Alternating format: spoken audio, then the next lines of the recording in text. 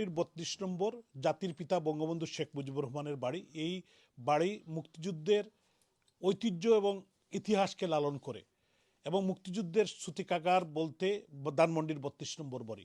এই কোটি কোটি মানুষের হৃদয়ে তারা বারবার আগুন দিচ্ছে।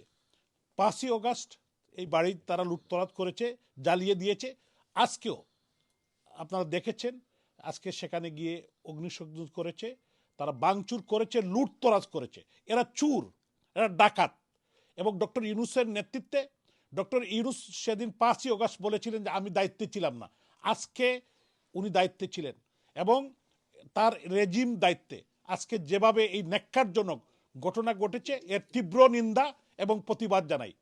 আমি প্রবাসী সমস্ত দেশ বিদেশে যারা আছেন, আমাদের বাংলাদেশের 18 কোটি মানুষের, বিবেকবান মানুষের কাছে আমি আহ্বান জানাতে চাই। বঙ্গবন্ধুর দ্বিতীয়বারের মতো 32 নম্বরের বাসভবনে যেইভাবে অগ্নিসংযোগ করেছে, ভাঙচুর করেছে, আমরা সহ্য করতে পারবো না। আপনারা প্রস্তুত হন, কোটি কোটি মানুষ, কর্মীরা প্রস্তুত। শেখ হাসিনার নেতৃত্বে মধ্যখানে কোনো সুযোগ নাই। শেখ হাসিনার নেতৃত্বে আমরা প্রস্তুতি নিয়ে আন্দোলনে ঝাঁপিয়ে পড়তে হবে। এইভাবে আবার আমরা ফিরে এসেছিলাম। জয় বাংলা, জয় বঙ্গবন্ধু, জয় যুক্তরাজ্য, ছাত্রলীগ, জয় শেখ হাসিনা। ধন্যবাদ যুক্তরাজ্য ছাত্রলীগকে, ধন্যবাদ দিচ্ছি যুক্তরাজ্য আওয়ামী লীগ, যুবলীগ, ছাত্রলীগের সকল শ্রেণী পেশার মানুষ এবং নেতৃবৃন্দকে। আমাদের ভিতরে আগুন জ্বলছে। 32 নম্বরে আগুন মানে বাঙালিকে পুড়িয়ে দেওয়া হচ্ছে, বাংলাদেশকে পুড়িয়ে দেওয়া হচ্ছে। 32 নম্বর আমাদের ইতিহাস, ঐতিহ্যের ঠিকানা, স্বাধীনতার ঠিকানা। আসুন আমরা সকলে মিলে এক আর ঐক্যবদ্ধ হয়ে ঝাঁপিয়ে পড়ি। যে যেখান থেকে পারি না কেন সহযোগিতা করি, সহযোগিতা করে রাস্তায় নামি। রাস্তায় নামলেই আমাদের হয়ে যাবে ইনশাআল্লাহ। আসুন আমরা এক আর ঐক্যবদ্ধ হয়ে এই অপশক্তির বিরুদ্ধে আমাদের সংগ্রাম অব্যাহত থাকতে হবে।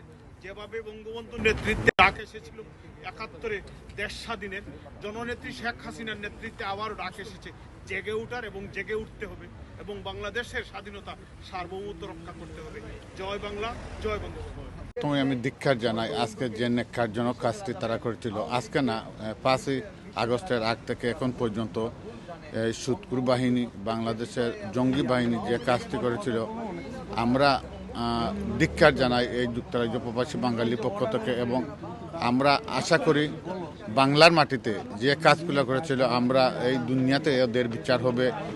আমরা যদি করে যেতে না পারি, আমাদের উত্তরসূরিরা এই বিচার করবে এবং ইনশাল্লাহ বাংলার মাটিতে যারা যে হাত দিয়ে, যে মুখ দিয়ে স্লোগান দিতে, যে হাত দিয়ে বাঁধছে, এই হাত কিন্তু ভাঙবে জনগণই, বাংলাদেশের জনগণই ভাঙবে এই হাত। এই আশায় প্রত্যাশা এবং ধিক্কার জানাই আজকে যারা এই ন্যাক্কারজনক কাজ করছে। জয় বাংলা, জয় বঙ্গবন্ধু।